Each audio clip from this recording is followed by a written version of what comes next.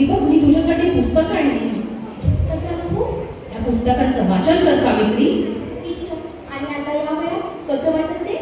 हे बघ सावित्री, तू लग्नाच्या वेळी मला वचन दिलं होतंस. आता मागे मोठे चालणार नाही, तुला हे करावंच लागेल. आता आजपासून तुझा अभ्यास सुरू. अहो पण लोक काय म्हणतील? थुतुकटी लावल्यावर बायका या घरच्या कामातच बऱ्या वाटतात असं पुस्तकं वाचताना नाही हो. ही घ्या तुमची पुस्तके, ठेवा बाजूला, मला तुमची लई काम आहे.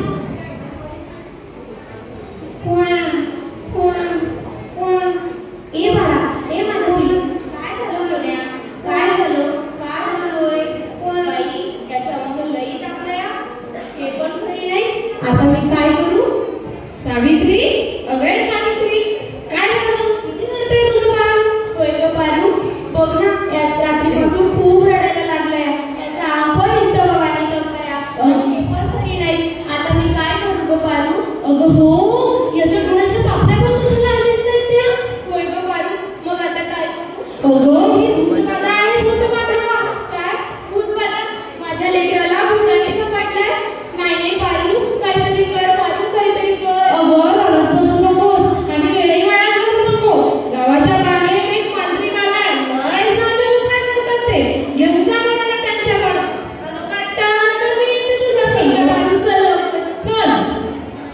बाबा बाबा, ते बघा, एक बाई आपल्या बाळाला घेऊन येत आहे. म्हणजे आज आपली कमाई होणार. बाबा बाबा बाबा, मला माझ्या बाळाला वाचवा बाबा, माझ्या बाळाला वाचवा. हे बघा बाबा, याचा आम कसं तापलंय बाबा, याला वाचवा. बाई, तुझ्या बाळाला भूतबाधा झाली आहे. काय भूतबाधा? बाई, त्या भूताने तुझ्या बाळाला झपाटलेला आहे. काय विहिरीतल्या भूताने? मग काहीतरी करा बाबा, मग काहीतरी करा. काही काळजी करू नकोस, सर्व काही ठीक होईल. बाबांवर विश्वास ठेव जरा. कसा धीर धरू बाबा, कसा धीर धरू? अरे तुला बाळासाठी बळी द्यावी लागेल, म्हणजे एका बकऱ्याचं तुला नैवेद्य द्यावं लागेल. ठीक आहे बाबा, तुम्ही जे म्हणाल ते मी करेन. पण माझं बाळ वाचलं पाहिजे बाबा. बाई, तुला काही करायची गरज नाही, तू फक्त पैसे दे, नैवेद्य आम्ही करू. ठीक आहे बाबा, वाटेल तेवढं पैसे देईन, पण माझं बाळ वाचलं पाहिजे बाबा. ठीक आहे अंगारा, दिवसातून 2 वेळा बाळाला लावत जा. बाबा की जय हो, बाबा की जय हो. बम बम बोले, बम बम बोले, बम बम बोले.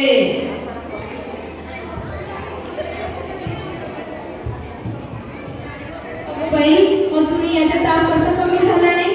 काल बाबाकडे गेले तरी काही फरक पडला नाही आणि हे पण खरे नाही. आता मी काय करू? ए बाळा, ए सावित्री, ए सावित्री, किती रडतोय तो? तुला किती वेळा सांगितलं त्याला दवाखान्यात घेऊन जा म्हणून, पण तू काही माझा ऐकू नकोस. चिडू नका ना, जरा घ्या याला. बघा ना किती रडतोय.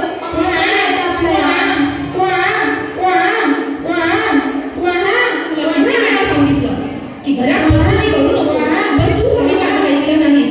अशा वेळी एका आईचं आणि बाळाचं दवाखान्यात असणं किती महत्वाचं असते, काही माहिती आहे तुला?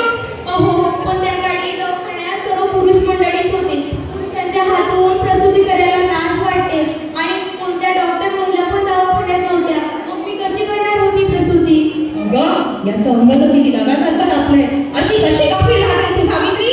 मग काहीतरी करा ना. दादा, लवकर जाऊन वैद्याला बोलवा. हे काय करतेस सावित्री तू? अहो देवाचा अंगारा लावते. बस कर सावित्री, हा सगळा अंधविश्वास असतो.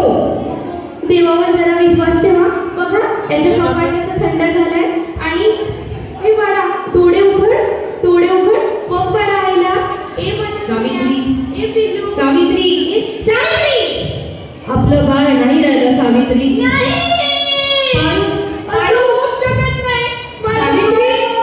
तुमच्या हट्टाने आणि अंधविश्वासाने आपलं बाळ मिळवून घेतलं आहे. थोडीफार शिकली असतीस तर आज आपण आपलं बाळ गमावलं नसतं, पण अडाणी ती अडाणीच राहिलीस तू.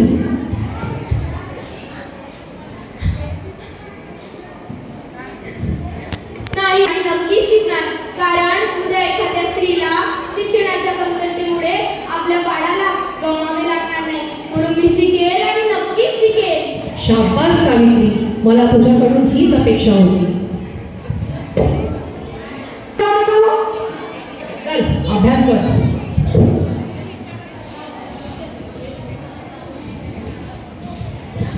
सावित्री, तुला दिल्लीहून तार आली आहे. तेथे तुला पुरस्कारासाठी बोलवण्यात आलेलं आहे. तिथे तुझा सत्कार होणार आहे. काय? अहो, फक्त तुमच्यामुळे शक्य झालं. नाहीतर तू एकटे काहीच करू शकणार नसेल. आपल्या लवकरात लवकर निघायला हवे सावित्री. चल.